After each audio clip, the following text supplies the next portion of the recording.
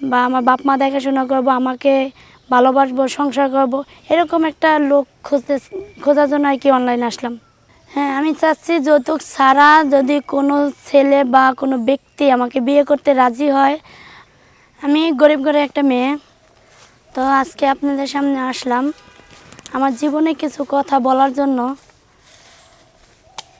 আমার বাবা খুবই গরিব, কৃষিকাজ করে। আমার নাম রিয়ামণি। আচ্ছা, বাসা কোথায় আপনার? বাসা রংপুরে। রংপুরে। আচ্ছা, আপনার কথা বলতে মনে হয় একটু কষ্ট হইতেছে, কারণটা কি? কষ্ট হইতেছে, কষ্ট বুকের ভিতরে অনেক কষ্ট জমা আছে, তো তার জন্য। বুকের ভিতরে অনেক কষ্ট, তাই? জি। কি এমন কষ্ট? যে কষ্ট, গরিব হয়ে জন্ম নিছি, আমাদের শখ থাকলেও মনে করেন শখ পূরণ করতে পারি না, ইচ্ছা থাকলে ইচ্ছা পূরণ করার কোনো ক্ষমতা নেই। তাই? জি। আচ্ছা, তা আপু হঠাৎ এই প্রতিবেদনে আসার কারণটা কি?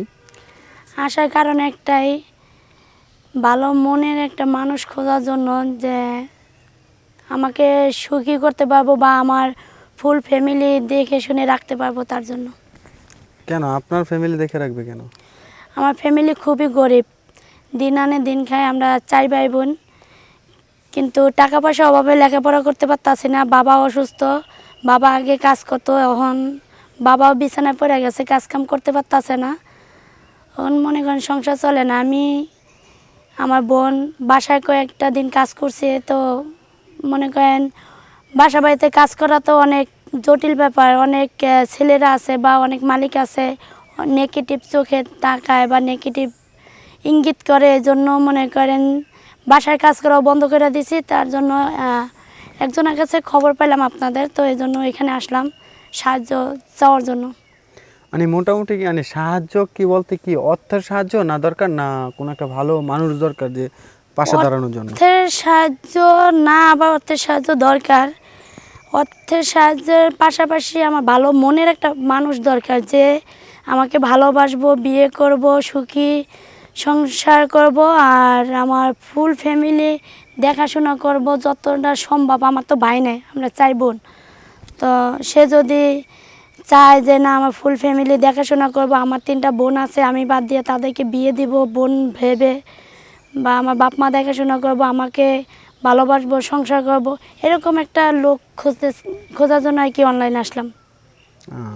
আচ্ছা, ছেলেটা কীরকম লাগবে আপনার? সে দেশি বিদেশি বা বয়স কম বেশ বা বেশি বয়স, এটা আমার দেখার দরকার নেই। সে শুধু ভালো মনের একটা মানুষ হলেই হবে, কারণ সে তো আমার ফুল দায়িত্ব নিব। আচ্ছা, বুঝতে পারছি, কিন্তু আপনার পরিবারে কি বিয়ের আলাপ আসে নাই কখনো? আসে, কিন্তু বললামই তো, অভাবের সংসার, যৌতুক চাই, যৌতুক দেওয়া তো আমার সম্ভব না। যে মানে এ পর্যন্ত কয়টা আলাপ আসছে বিয়ের? অনেকগুলো আলাপ হয়েছে, প্রায় 20-25টা আলাপ আসছে, কিন্তু বিয়ে হচ্ছে না। যৌতুক চাই 1.5 লাখ, 2 লাখ, 3 লাখে তো টাকা দেওয়া তো আমাদের পক্ষে সম্ভব না। বুঝতে পারছি। তো এখন আপু মানে মোট কথা হচ্ছে যে এখন আপনি চাচ্ছেন কি যৌতুক ছাড়া মানে বিয়ে করতে নাকি?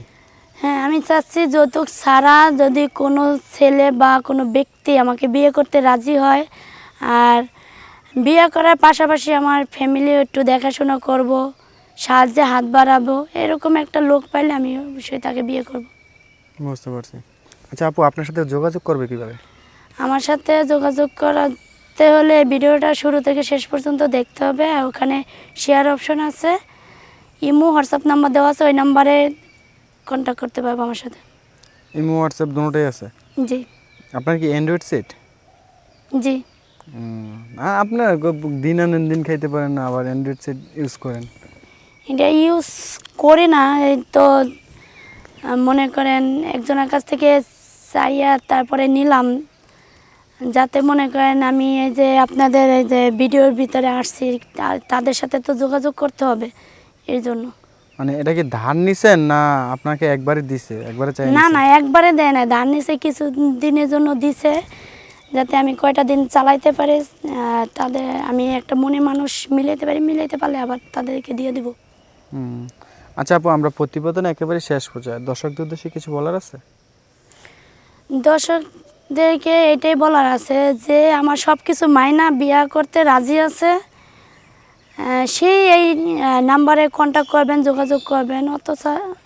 অথচ মনে করেন বিরক্ত করার কোনো মানি নাই। যদি বিয়ে শাদী না করেন বা কোনো ইয়া না করেন তাহলে বিরক্ত করে তো কোনো লাভ নাই। বুঝতে পারছি। আপনি মানে ভয় পান একটু নাকি?